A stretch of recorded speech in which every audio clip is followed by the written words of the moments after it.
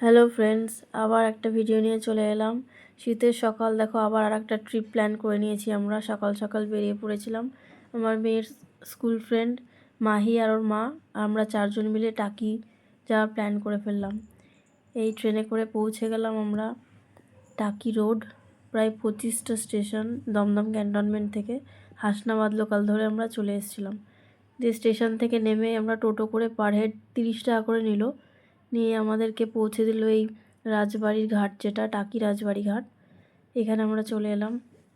এখানে এসে ফার্স্টেই আমরা ইছামতি নদীটা দেখলাম। এখানে খুব সুন্দর ভিউটা, এটাই মেন অ্যাট্রাকশন আর এটাই মেন ট্যুরিস্ট স্পট। আরও অনেক স্পটস ছিল, মন্দির অনেক রকমের ছিল, সেগুলো তার আমরা যাইনি। আমরা আমাদের হাতে যেহেতু একটু শর্ট টাইম নিয়েছিলাম, দিনের দিনই ফিরবো, তো যার জন্য আমরা মেন জায়গাতেই চলে এসেছিলাম, ঘাটে। তো এই ঘাটের পাশে এরকম পার্ক মতো ছিল, এখানে বাচ্চারা খেলা করছিল। অনেক সকাল সকাল আমরা পৌঁছে গেছি, 8:15 বেরিয়ে আমরা 10টার মধ্যে পৌঁছে গেছিলাম। তো তখন ঘাটের নৌকা রাইডটা স্টার্ট হয়নি, বোট রাইডটা। তো তার জন্য আমরা ওর আশেপাশে ঘোরাঘুরি করছিলাম। এখানে দেখো প্রচুর দোকান ছিল, যেখান থেকে তোমরা ব্রেকফাস্ট করে নিতে পারো। আর এরকম প্রচুর হোটেল আছে, যদি কেউ থাকার প্ল্যান করে যাও তো থাকতে পারবে। শীতের দিন বলে চারিদিকে পিকনিকের আমেজ ছিল। যেখানেই যাচ্ছি চারিদিকে ছোট ছোট জায়গায় দেখছি এরকম পিকনিক হচ্ছে, বাসে করে লোক এসেছে, এরকম জিনিসপত্র নিয়ে সব পিকনিক করছে। পুরো কুয়াশায় ঢাকা ছিল সকালটা, আর খুব সুন্দর লাগছিল পরিবেশটা, পিকনিকের ওয়েদার পুরো। ওই যে দূরে দেখতে পাচ্ছ, এটাই হচ্ছে বাংলাদেশের বর্ডার, ওই পাড়টা।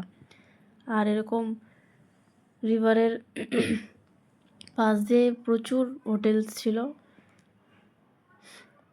আমরা এরকম দেখতে দেখতে চলছিলাম আর ওয়েট করছিলাম কখন নৌকা রাইডটা স্টার্ট হবে। যেহেতু টাইমটা অনেকটা ছিল, তার জন্য আমরা মনে করলাম যে কিছু খেয়ে নেওয়া যাক। আমরা ব্রেকফাস্ট করে গেছিলাম, তাও একটু মোমো খাবো বলে আমরা মোমোর দোকান এদিক ওদিক খোঁজাখুঁজি করে মোমো না পেয়ে তখন চিকেন চাউমিন আর ভেজ চাউমিন নিয়ে আমরা খেয়ে নিলাম সকালে একটু খাওয়া দাওয়া করে। তারপরে তাও আমাদের হাতে প্রচুর টাইম ছিল বলে আমরা ঠিক করলাম যে তাহলে এবার একটু যে ইকো পার্কটা আছে সেখানে ঘুরতে যাব। তো সেই ইকো পার্ক যাওয়ার জন্য আবার একটা টোটো ভাড়া করলাম, ভাড়া করে এবার আমরা চললাম ইকো পার্কের দিকে। ইকো পার্কে যেতে আমাদের রিজার্ভ করে 300 টাকা মতো নিয়েছিল, বাট সত্যি বলতে ইকো পার্কটাতে দেখার মতো কিছুই নেই। শুধু কয়েকটা রাইডস আছে, বাচ্চারা খেলা করেছে, কিন্তু একটুও কোনো কিছুই এখানে মেনটেন না। 15 টাকা করে টিকিট নিল আমাদের পার হেড এন্ট্রিতে, বাট ভেতরে কোনো কিছুই মেনটেন নয়। সব জং ধরা, ভাঙাচোরা দোলনা। তারপরে মাঠটাও প্রচণ্ড নোংরা ছিল, হাঁসের পালক, তারপরে কুকুরের পটি, অনেক কিছু নোংরা পড়েছিল। আর এই দোলনাগুলো সব জং ধরা, মানে খুব রিস্কি বাচ্চাদের অ্যাকচুয়ালি খেলতে দেওয়া এখানে। তাও আমরা একটু এদিক ওদিক ঘোরাফেরা করলাম।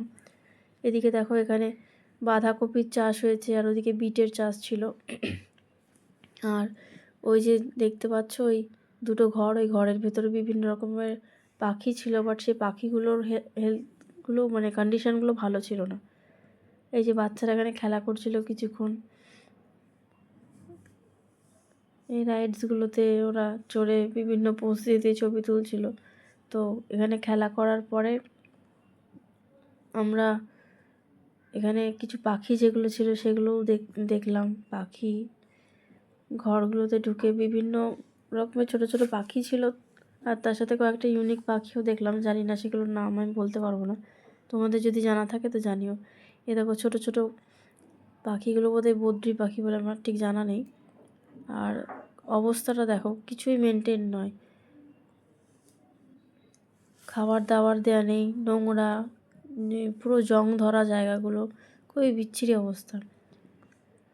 এ দেখো এটা একটা ইউনিক পাখি, এই পাখিটার নাম কি তোমরা জানলে জানিও। আর কিছু খরগোশও ছিল, আর এরকম কালো পায়ের আর একটা প্রজাতি ছিল। এই পাখিগুলো দেখলাম ওখানে। আর এই যে একটা পায়রার প্রজাতি দেখলাম।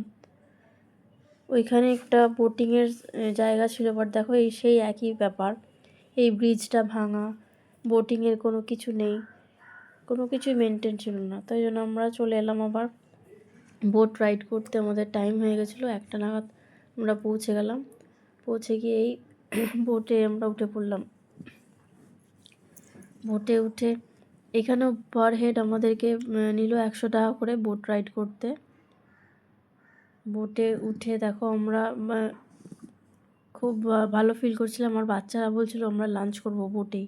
তো আমার ফ্রেন্ড হচ্ছে নিয়ে গেছিলো পোলাও, মাংস, চিকেন সব বানিয়ে নিয়ে এসেছিলো। আমরা ওখানেই লাঞ্চটা সেরে ফেললাম বাচ্চাদের আবদারে।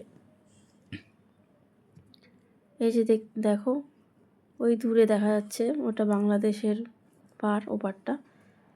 আর আমরা এরকম সুন্দর ঠান্ডা হাওয়া খেতে খেতে, আর হালকা একটা রোদ্দুর দিচ্ছিলো, তো বেশ ভালো লাগছিল হাওয়াটা। জলটা দেখো কতটা ঘন, ঘোলা জল, খুব সুন্দর লাগছিল। পুরো এই রাইডটা আমাদেরকে প্রায় আধ ঘন্টার ওপরে আমাদের এই রাইডটা ছিল।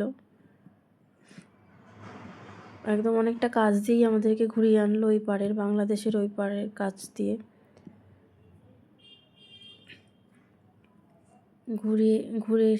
ঘুরে আসার পরে আমরা এরকম লাঞ্চ করতে করতে ঘুরলাম ওখানে। আর তারপরে লাঞ্চ টাঞ্চ সেরে নিয়ে বোট রাইড আমাদের কমপ্লিট যখন হলো, আমরা নেমে পড়লাম বাড়ির দিকে রওনা দেওয়ার জন্য। এই হলো আমাদের টাকি যাওয়ার শর্ট ট্রিপের গল্প। এই যে আমরা ট্রেনে উঠে পড়েছি। ট্রেনে চটপটি খেতে খেতে বাচ্চারা বাড়ির দিকে রওনা দিল। আমি হচ্ছে এখন খাচ্ছি চানা ওইসবে। ভিডিওটা লাইক করো, সাবস্ক্রাইব করো। Thank you.